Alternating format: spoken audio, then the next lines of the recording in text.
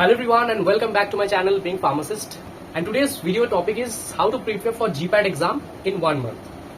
अब 1 मंथ बचा है कि नहीं ये इस वीडियो का मुद्दा नहीं है, क्योंकि अभी अगर हम लोग देखेंगे लास्ट कुछ ईयर्स के ट्रेंड्स तो 1 मंथ ही होना चाहिए, लेकिन ऑल्दो यहाँ पे अब तक कुछ आया नहीं। देखो मार्च स्टार्ट हो चुका है, तो मार्च एंड तक हम लोग को जीपैट का नोटिफिकेशन मिल जाएंगे ऐसा मुझे लगता है, या फिर अप्रैल में ही आ जाए, अप्रैल स्टार्टिंग में हो, मिडिल में हो, कहीं भी हो, 1 मंथ तो है ना।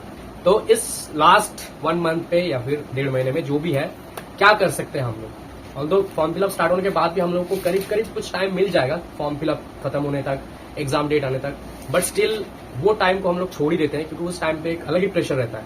ठीक है, उस टाइम पे हम लोग कुछ न्यू नहीं कर सकते। तो इस पर्टिकुलर टाइम के बाद हम बात करेंगे कि क्या करें इस टाइम पे। देखो ये तो कैटेगरी वाइज मैं यहाँ पे डिवाइड करूंगा कि आपको पहले समझना होगा कि जो हमारा प्रिपरेशन वो कैसा है, किस लेवल का प्रिपरेशन हम लोग के पास करेंटली है। अगर आप लोगों ने पहले ही सोच लिया कि इस बार का जीपैट तो ऐसे ही दे रहे हैं बस देखने के लिए, लाइक चेक आवर नॉलेज, इस पर्पज से हम लोग तो नेक्स्ट ईयर ही जीपैट देंगे, क्वालिफाई करेंगे, तो वो ठीक है, आप लोग देख सकते हो। अगर आपका प्रिपरेशन बिल्कुल नहीं है, लाइक कुछ भी नहीं है, तो आप लोग जीपैट जरूर एग्जाम जरूर देना, क्योंकि एग्जाम देके देखो कैसा क्या आ रहा है स्कोर। लेकिन हाँ, एक और बात है, यहाँ पे एग्जाम देने के बाद अगर रिजल्ट कम आए, मार्क्स कम आए, तो डोंट गेट डिमोटिवेटेड, क्योंकि आपको पता ही था पहले से कि मैं एग्जाम को बस क्वालिटी चेक पर्पज के लिए दे रहा हूँ, तो आप लोग डिमोटिवेट मत होना। आपको पता था कि हमारा प्रिपरेशन इतना नहीं है। ठीक है, पहला कैटेगरी हो गया। दूसरा कैटेगरी है क्वालिफाई हो जाए तो अच्छा है, प्रिपरेशन तो अच्छा नहीं है लेकिन क्वालिफाई हो जाए तो बहुत अच्छी बात है।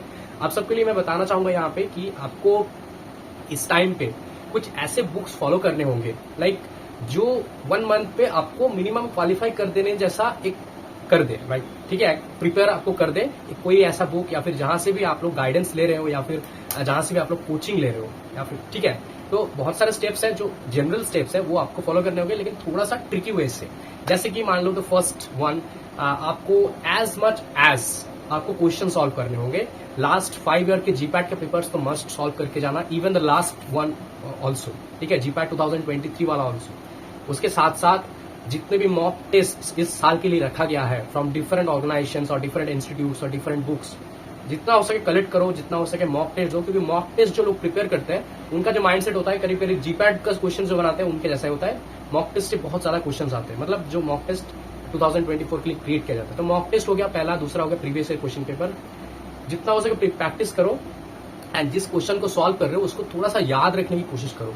ठीक है, भले आपका बेस क्लियर हो या फिर ना हो, मैं यहाँ पे समझ रहा हूँ कि आपका बेस क्लियर उतना नहीं है, तो आपको जितना हो सके ना उनको याद रखने की कोशिश करो, ताकि अगर जीपैट में आ जाए क्वेश्चन आप भूले नहीं, उसको सॉल्व कर पाए, तो आप क्वालिफाई कर जाओगे। हो सकता है उतना ज्यादा मार्क्स ना आए, बट आप क्वालिफाई कर जाओगे, will get a college for M pharmacy, and आप लाइक स्टाइपेंड वगैरह के लिए क्वालिफाई का टैग लग जाएगा आपके ऊपर। ठीक है, राइट, ये हो गया। और जिनका मीडियम लेवल का प्रिपरेशन है, मीडियम टू हाई लेवल का अच्छा प्रिपरेशन उनको लगता है, तो आप सबके लिए भी सेम ही सजेशन रहेगा। इस टाइम पे आप लोग जितना हो सके मॉक टेस्ट को जरूर दो, जितना हो सके दिन में 2-3 जितना हो सके मॉक टेस्ट दो, फुल लेंथ मॉक टेस्ट।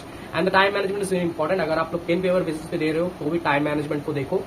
अगर आप ऑनलाइन दे रहे हो तो वहां पे तो टाइम ऑब्वियसली रहता है, राइट। तो time management is very important, क्योंकि एक क्वेश्चन के लिए आप लोग ज्यादा टाइम नहीं दे सकते, नहीं तो दूसरे क्वेश्चन में लाइक सबसे पहले तो उन्हीं क्वेश्चंस को सॉल्व कर दो जो आपको बिल्कुल पता है, उनको दूसरी बार देखो ही मत, क्योंकि हो सकता है आपको लाइक दूसरी तीसरी बार देखने के बाद ऐसा लगे कि चारों ऑप्शन ही सेम ही लग रहा है। तो अगर आपको पता है, कॉन्फिडेंट हो, तो उसको आंसर कर दो, इवन अभी एंड जीपैट एग्जाम में भी। ठीक है, and talking about the other things, तो थोड़ा सा जो इंपॉर्टेंट पार्ट्स है, जो चैप्टर्स है, जो पॉइंट्स है, जो नोट्स है, उनको डेली बेसिस पे प्रैक्टिस करो, या मतलब एक बार करके देखो।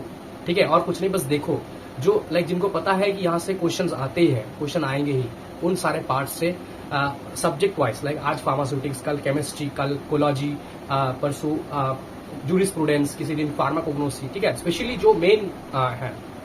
बाकी माइनर सब्जेक्ट्स के लिए आप लोग वो मॉक टेस्ट दे रहे हो, प्रीवियस ईयर दे रहे हो, वो एनफ है, उन्हीं में से आ जाते हैं नॉर्मली, ज्यादा देखने की जरूरत नहीं है। लेकिन हाँ, जो मेन जहां पे पॉइंट्स है वहां पे नंबर जितना हो सके ज्यादा लाने की कोशिश करो। स्पेशली फार्माकोग्नोसी की बात करो, फार्माकोग्नोसी ज्यादा क्वेश्चन नहीं रहता, लेकिन अगर सारे क्वेश्चन में से एक छोड़कर, 2 छोड़कर सारे अटेम्प्ट कर पाओ ना पॉजिटिवली, तो वहां पे बहुत अच्छा मार्क्स हो जाता है। जूरिस्प्रूडेंस बहुत इजी टू क्रैक है, जूरिस्प्रूडेंस, फार्माकोग्नोसी, है ना, ये सारे से क्वेश्चन आते हैं 4-5 या फिर 10-12, इजीली टू क्रैक है, एंड बहुत सारा नंबर वहीं पे आ जाएगा। कोलॉजी से थोड़ा सा कट होगा, यहाँ पे केमिस्ट्री से थोड़ा सा कट होगा, सीटी ज्यादा कुछ मार्क्स देते हैं, तो कोलॉजी केमिस्ट्री जितना हो सके उतना प्रिपेयर करो, जहां से भी जो भी आते हैं। बहुत इंपॉर्टेंट है ये दोनों सब्जेक्ट्स, एंड आप कैसे भी करके दोनों मिलाकर 50-50% लेकर 100% तक वहां पे लेके जाना है।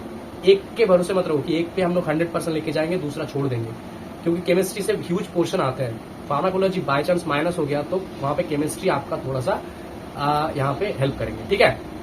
ऐसे इस टाइम पे आप लोग अपना प्रिपरेशन को कंटिन्यू रखो। Mock test, previous year papers, और जिनका ऑलरेडी नोट्स कोड सब कुछ बना हुआ है वो उनको लाइक रेगुलर बेसिस पे देखते जाओ, मतलब रिवाइज करते जाओ। और जिनका नहीं है उनके लिए मैंने जैसे कहा, आप लोग जितना हो सके जो दे रहे हो क्वेश्चंस का आंसर या फिर जो रॉन्ग भी कर रहे हो उनको याद रखो जितना हो सके, ठीक है। ऐसा आप क्वालिफाई कर जाओगे। Right, that is all about the video. Thank you so much for watching. अगर आपको हेल्पफुल लगा तो like, comment, share and subscribe the channel for more videos related to admission and GPAT and NIPER also. Thank you so much.